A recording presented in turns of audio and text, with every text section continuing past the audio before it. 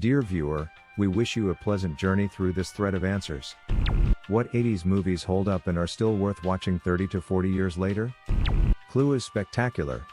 Very funny, very fast-paced, and I love the multiple endings. Edit to say this has exploded, and if you like Clue, do yourself a favor and try the similar Murder by Death. I'm a plant. I thought people like you were usually called a fruit. Mrs. Peacock was a man? Stand By Me. I think this has to be my favorite movie of all time. It's also where I got my username from. So did you, or did you not steal the milk money? Of course I took it. Everyone knew I took it. 80s movies. 30 to 40 years later. How to feel old just reading the title? I never felt old until they started playing Motley Crue on the oldies radio station. When did Motley Crue become classic rock? Is a lyric from the song 1985 by Bowling for Soup released in 2004. 16 years ago. WTF. Princess Bride, E.T., Beverly Hills Cop, Say Anything, Beetlejuice, Karate Kid. I'm not going to say it quote unquote holds up, but I think Real Genius is still funny and is mostly forgotten now. I have seen Princess Bride and that is very good. I can understand why so many people like it. I like all your choices.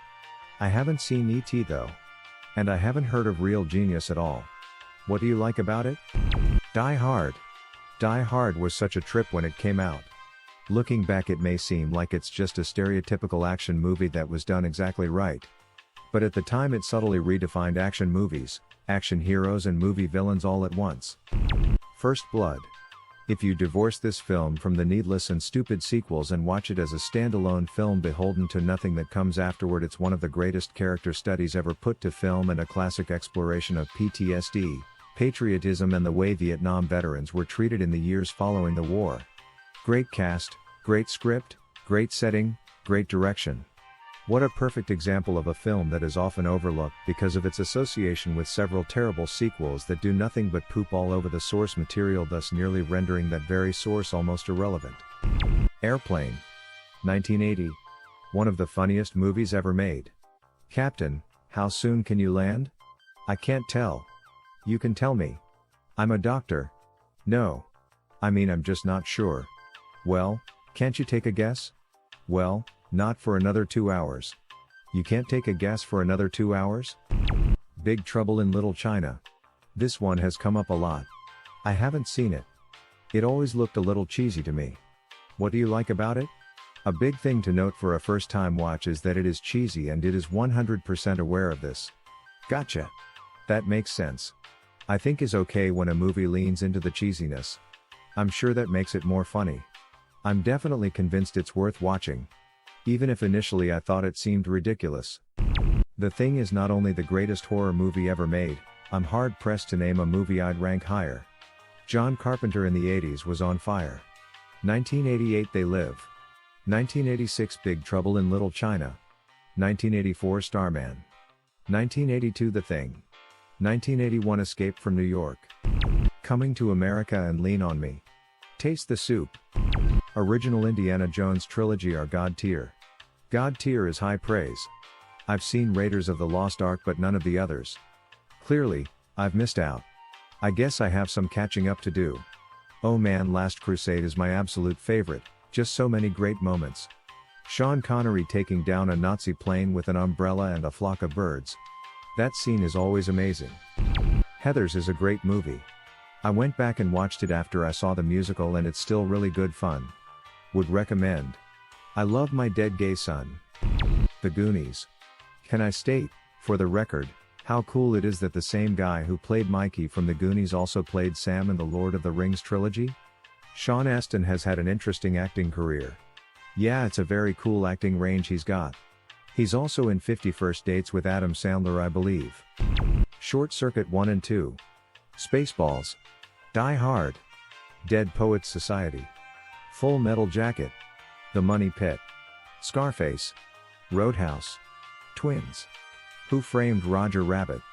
Ha ha, Johnny Five is alive. We're crap, I don't see crap. Is freaking laugh, priceless. Highlander. There should have been only one. Ricky Bobby, wow. I feel like I'm Highlander. Gene Gerard, Gene Chuckles, Confused, What is The Highlander? Ricky Bobby, it's a movie. It won the Academy Award. Jean Girard, oh for what? Ricky Bobby, best movie ever made. Ferris Bueller's Day Off. Breakfast Club really dated for me and was unwatchable, but Ferris is still classic. Breakfast Club is one of my favorite films, still holds up for me. I can quote it word for word and usually put it on as background noise while cleaning my house. Ferris Bueller is indeed a classic, I can also quote 90% of it. Love my 80s teenage movies since I grew up with them. Planes, Trains and Automobiles. Well, obviously, you're fricked.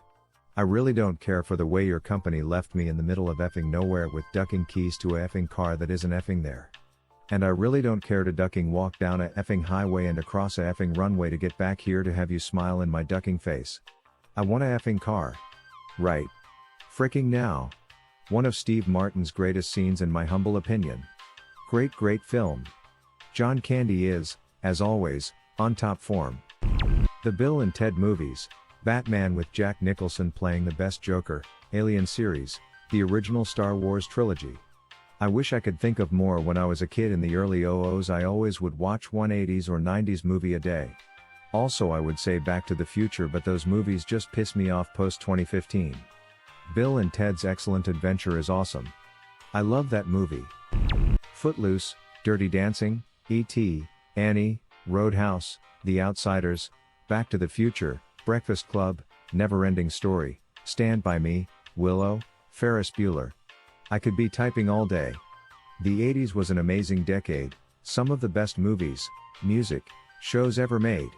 P.S. How the hell could I leave off Die Hard? The Thing, Escao from New York, The Princess Bride, The Adventures of Baron von Munchausen, The Shining, Back to the Future, Akira, Blade Runner, Little Shop of Horrors, Brazil, The Fly, Raiders of the Lost Ark, Amadeus, Henry Portrait of a Serial Killer, Evil Dead 2, The Toxic Avenger, Scanners, Videodrome, Tootsie, Time Bandits, Reanimator, Ran, Who Killed Roger Rabbit, The Road Warrior, Return of the Dead, Waxwork, Terror Vision, From Beyond. That's all I can think of right now. The last few are really if you're a fan of campy horror stuff, but the others are all super solid. I haven't read the commentary, so there's bound to be a lot of repeats here. What would have been your answer or question? Leave it in the comments below.